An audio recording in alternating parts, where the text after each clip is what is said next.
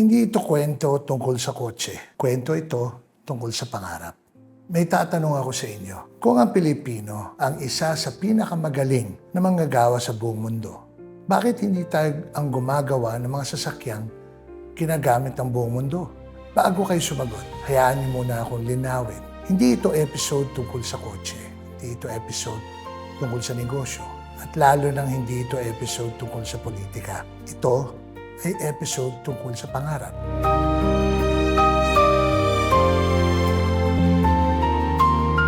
Good morning, everyone.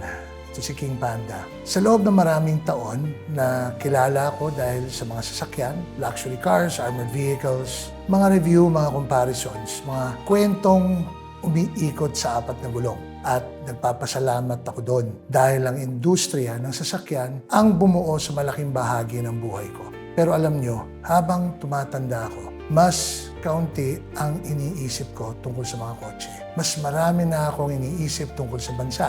Kasi dumating na tayo sa punto ng buhay na di ako masyado na-amaze sa isang Ferrari. Di na rin ako masyado na-amaze sa isang Rolls Royce. Pero alam nyo kung ano hanggang ngayon ang nagpapamangha sa akin. Tayong Pilipino, mga kababayan natin. Sa bawat bansang napuntahan ko, may Pinoy. Sa Dubai, may Pilipino. Sa Japan, maraming Pilipino. Sa Amerika, kung saan ako lumaki, ang daming Pilipino. Sa Australia, may Pilipino. Sa Europe, may Pilipino. At hindi lang sila basta nagtatrabaho. Sila ang engineer, sila ang designer, sila ang technician, sila ang manager, sila ang nurse, welder, programmer. Kung minsan, sila pa nagtuturo sa mga lokal na mga taga ron. At doon nagsimula ang tanong na hanggang ngayon di mawala sa isip ko Kung kaya nating magtagumpay sa ibang bansa at sa buong mundo, bakit parang ang hirap tayong gawin yun dito sa sarili nating bansa? Noong isang araw, may batang lumapit lang sa akin. He said, "Boss Panda, ano po ang dream car ninyo?" Napangiti na lang ako kasi alam mo, kung tinanong mo ko niyan 10 years ago, baka sinabi ko Ferrari, Mercedes, Porsche.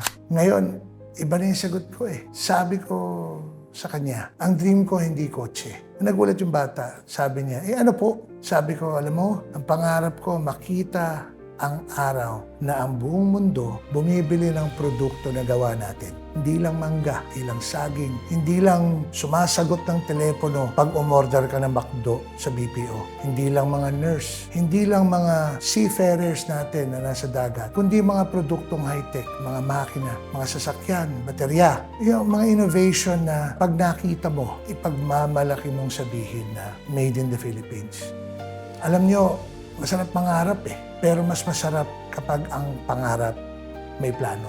Alam ko may ilan sa inyo na magsasabi, Panda, masyado ka naman idealistic. Ang dami nga natin problema. Tama, marami. Traffic, baha, napakamahal ng logistics, mabagal ang proseso ng kahit anuman, taas ang presyo ng kuryente. Minsan, isang permit parang mas matagal pa kaysa magpatayo ng bahay. Totoo lahat yan. Pero gusto ko magtanong ulit, kung ang isang doktor ay puro diagnosis lang pero walang treatment, matatawag ba natin siyang mahusay na doktor? Hindi, di ba? Kung ang mekaniko puro, Sir, sirato, Sir, kumakalampag yan, Sir, palitin lahat. Pero kung wala man solusyon na binibigay sa atin, babalikan mo pa ba siya?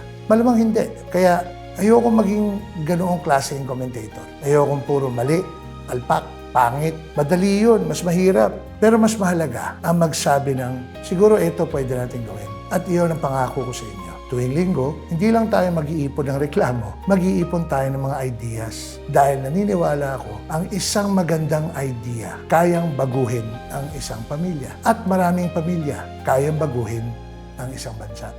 Guys, may napansin ba kayo? Kapag may bagong cellphone, halos buong Pilipinas gusto bumili. Kapag may bagong kotse, ang dami excited. Pero bihira tayo nagtatanong, saan ba talaga gawa ito? At mas bihira natin itanong, bakit hindi tayo gumagawa nito? Hindi dahil imposible, kundi dahil matagal na nating tinanggap. Import na lang. At alam nyo kung ano ang nakakalungkot.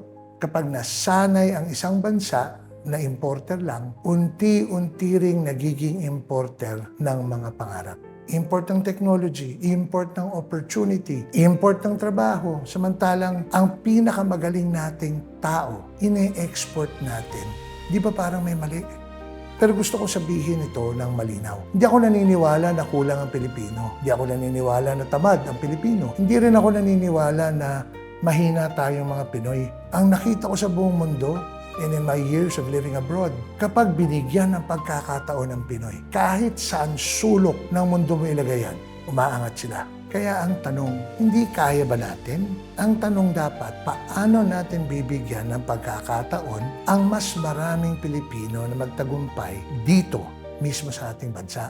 And that's where our journey in this show begins. Not about cars, not about engines, not about horsepower, not about armored vehicles, kundi tungkol sa kinabukasan ng bawat Pilipino.